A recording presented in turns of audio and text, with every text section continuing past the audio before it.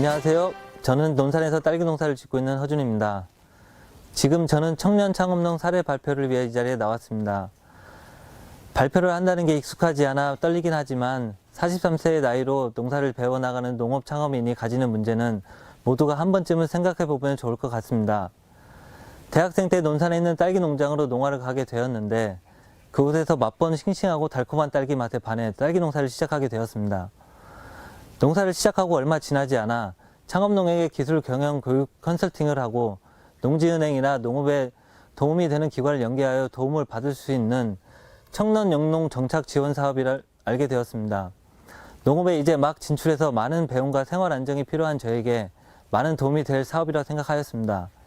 하지만 사업 계획서를 한 번도 써본 적 없던 저는 두 번의 도전 끝에 기하 합격자의 도움을 받아 만 40세라는 연령 제한이 있는 청년 창업농 사업에 선정이 되고 3년간 사업을 지원받을 수 있었습니다. 저에게는 담배와 같았던 청창농 사업은 한두 살 차이로 만 40세가 넘는 청년 창업농들이 도전도 못하는 안타까운 경우가 많았습니다.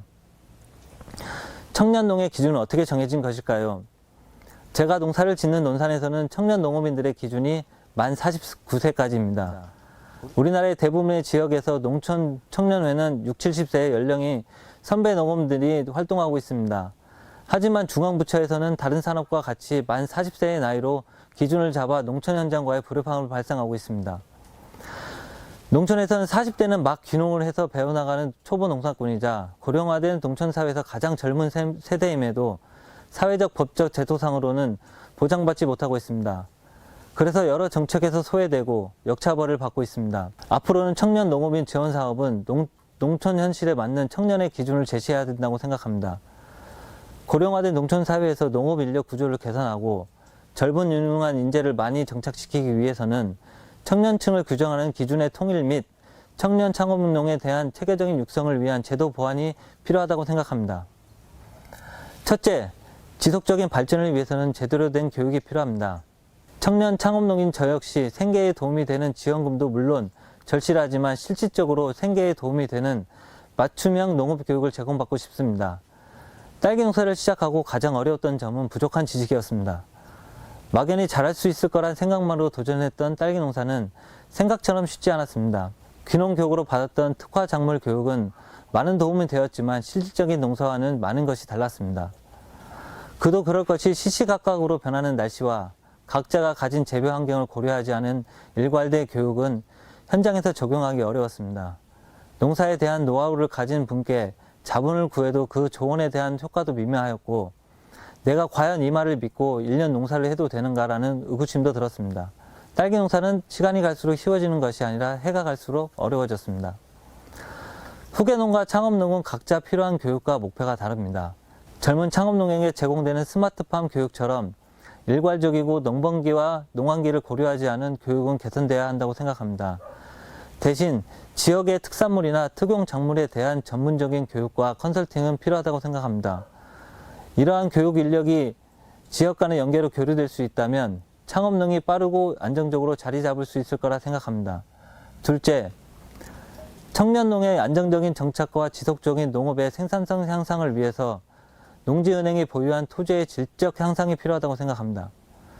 여러분들은 귀농한 청년이 지역의 후계농과 다르게 기존의 농촌사회에서 땅을 임대하기 어렵다는 사실을 알고 계십니까? 창업농이 농업의 규모를 키워나가고 싶을 때 농지은행을 찾게 됩니다.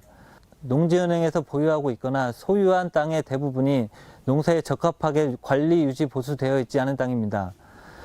노지 농사에 적합한 땅과 하우스 농사에 적합한 땅이 다르듯 농지은행에서 소유한 토지의 질적 향상과 관리가 필요하다고 생각합니다.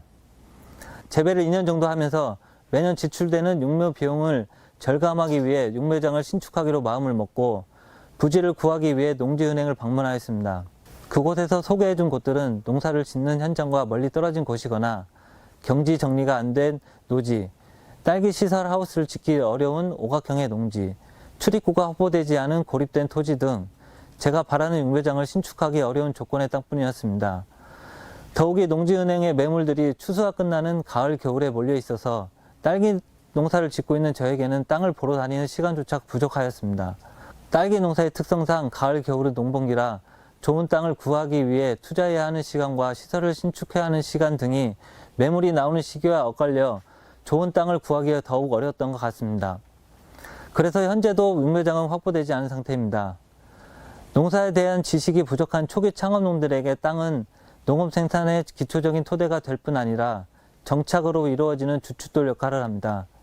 농지은행은 땅을 소유하고 소개하는 역할에서 단순히 땅이 있다 없다를 넘어서 이런 농사에 적합한 땅이 이런 수준으로 관리되어 있다 정도의 서비스 향상이 필요하다고 생각합니다.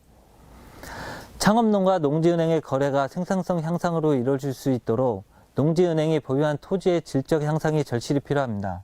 셋째, 농업 현실에 따른 융통성 있는 금융 지원이 필요합니다.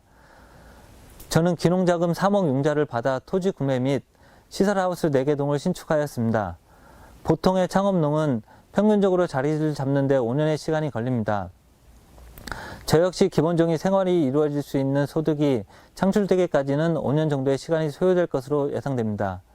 그런데 농업이 안정화되기 전에 원금 상환이 시작되어 버리면 기본적인 생활조차 보장받지 못합니다. 저도 마찬가지로 향후 2년 정도 후면 상환이 시작되는데 딸기 재배를 계속 유지할 수 있을지 고민이 됩니다. 농업이라는 사업의 특징을 고려해 볼 때 거치기간 및 원금 상환 기간이 너무 짧다고 생각합니다. 농업을 농촌에 정착해서 해야 하는 평생의 업으로 생각했을 때 주택 자금과 같이 15년 이상으로 늘어나야 안정적인 정착 생활이 이루어질 것으로 보입니다. 다양한 형태의 농업을 다루는 지원금에도 융통성이 필요합니다. 어떤 농작물을 어떤 방식으로 키워내는지에 따라 농지의 이용과 초기 투자 비용의 차이가 달라지기 때문에 농업 현실에 따른 융통성 있는 금융 지원이 필요하다고 생각합니다. 넷째, 청착농 지원 사업의 대상자들을 성공적으로 지역에 정착시키기 위해서는 체계적인 시스템과 지속적인 연계가 필요합니다. 20년 이상 농사를 짓는 베테랑들도 수학에서 미래를 기약할 수가 없는데 새롭게 농업을 시작하는 청년농이 3년으로 농업을 정착시키는 건 불가능에 가까운 도전이라 생각합니다. 농사는 장기간으로 바라보며 여유를 가지고 차근차근 단계를 밟아 나가야 하는데 이런 막막한 과정을 좀 더 수월하게 밟아 나가려면 농업에도 내비게이션이 필요하다고 생각합니다. 그런 의미에서 청년 창업농 사업이 끝나도 그 다음 걸음을 내딛을 수 있는 연계 사업이 있어야 한다고 생각합니다. 현재 청년 창업농 사업은 청년을 지원하는 정책 및 제도가 정비되어 있지 않아 여러 가지 문제점이 발생하고 있습니다.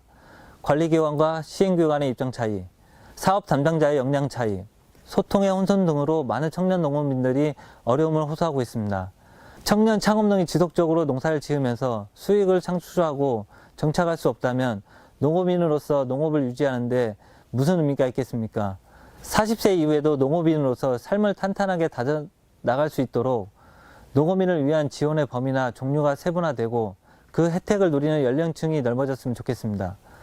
저는 농촌의 청년으로 아직 성장하고 있는 창업농으로 좀 더 나은 미래를 바랍니다. 저처럼 농업을 시작하려는 사람들은 배우고 커나갈 준비가 되어 있습니다. 청년 창업농이 성공적으로 정착할 수 있도록 농창업 환경이 조성되고 청년 창업농의 다양한 상황에 맞춘 특성화된 지원이 필요합니다. 하지만 그에 앞서 무엇보다 필요한 것은 청년 창업농을 전문적으로 연구하고 꾸준히 성장할 수 있는 체계를 만드는 것이라 생각합니다. 이런 환경에서야 비로소 젊은 인재들이 농촌으로 유입되고 우리나라의 미래 농업을 이끌어가는 주역으로 성장할 수 있다고 생각합니다. 들어주셔서 감사합니다.